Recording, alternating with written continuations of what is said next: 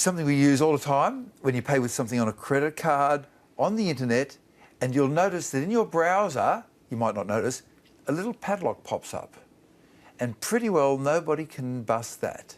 So what is the padlock? What is that all about? That's telling us that it's encrypted. So let's sort of go back in history about keeping secrets. Now, of course, everybody should love each other and there shouldn't be any wars, but people do want to keep secrets. They do want to have little white lies. And so there have been people like Julius Caesar, that's 2,000 years ago, who used cryptography to send information.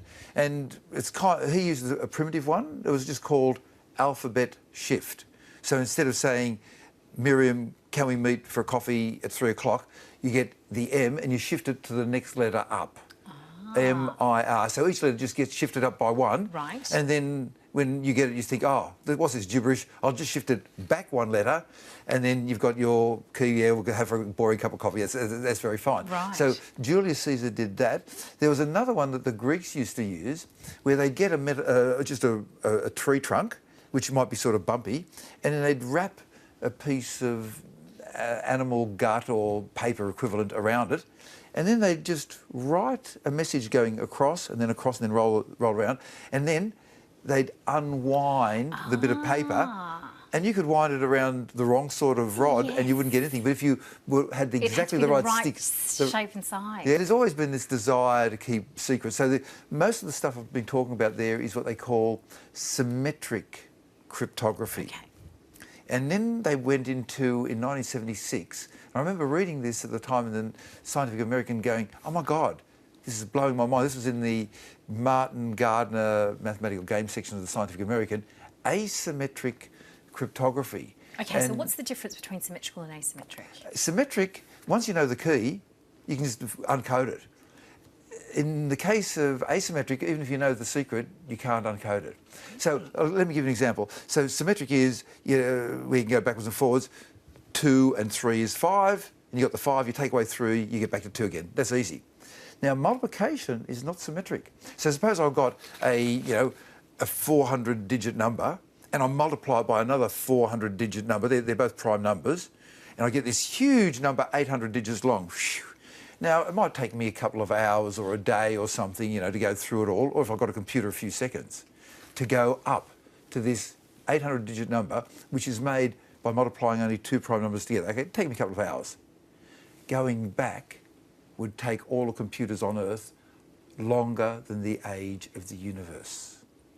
Okay, basically, that's pretty serious code. Yeah, so basically that's called computationally difficult. In other words, it's brute force. You just guess. And you might guess, oh, well, obviously the answer is this multiplied by that. And if you guess the right thing, you've got the answer straight away.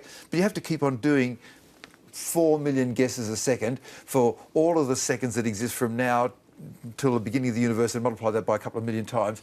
And it's just what they call a brute force attack. You might be lucky, but it's called computationally difficult. So this started off back in 1976. Diffie, D-I-F-F-I-E, and Hellman, H-E-L-L-M-A-N, said, you know what? We reckon it's possible, but we don't know how to do it. So this is mathematicians for you. And then 2 years later, some other mathematicians, Rivest, Shamir and Adelman, called RSA, and you'll see RSA in cryptography from time to time, they actually did it. 2 years later, they actually introduced the first asymmetric cryptography. So this then ties back to the padlock on your computer and what's called public-private key cryptography. So the way it works is you can do this yourself. If you want to send me an email and you want to keep a secret from everybody else in the world, you just go and download something called PGP, which stands for Pretty Good Privacy, right, PGP. It can be busted if somebody spends a lot of time and money, but, it'll do for most things. And then you generate a private key and a public key. You are the only person in the entire world who has a private key, and you use that private key to encode, hey, Carl, love to meet you for a cup of coffee at 3 o'clock. And then you send out via email to every person in the world the public key. And then they can de-encrypt that with a public key. Everybody has access, but they can't go back the other way. So it's a one-way trip.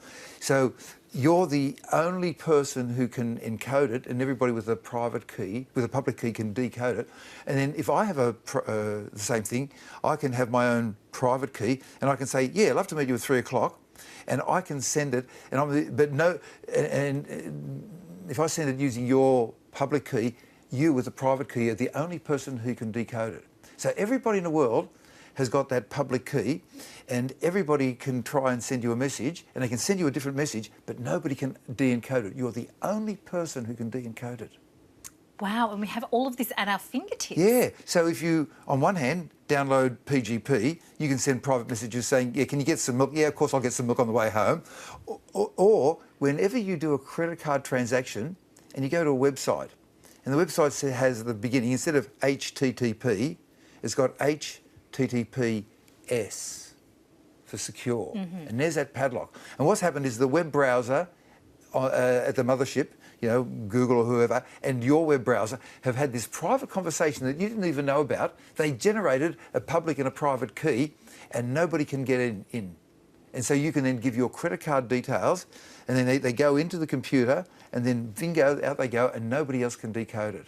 Unbelievable. And this is part of the world that we live in now. And people don't, I had not realised that, that padlock involved that public private key encryption. So our finest mathematical minds are there keeping us safe and tight.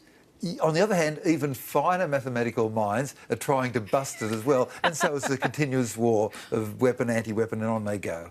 Well, it sounds like that will have to be a pretty incredible mathematical mind to do that. Dr. Cal, thank you so much. Thank you very much.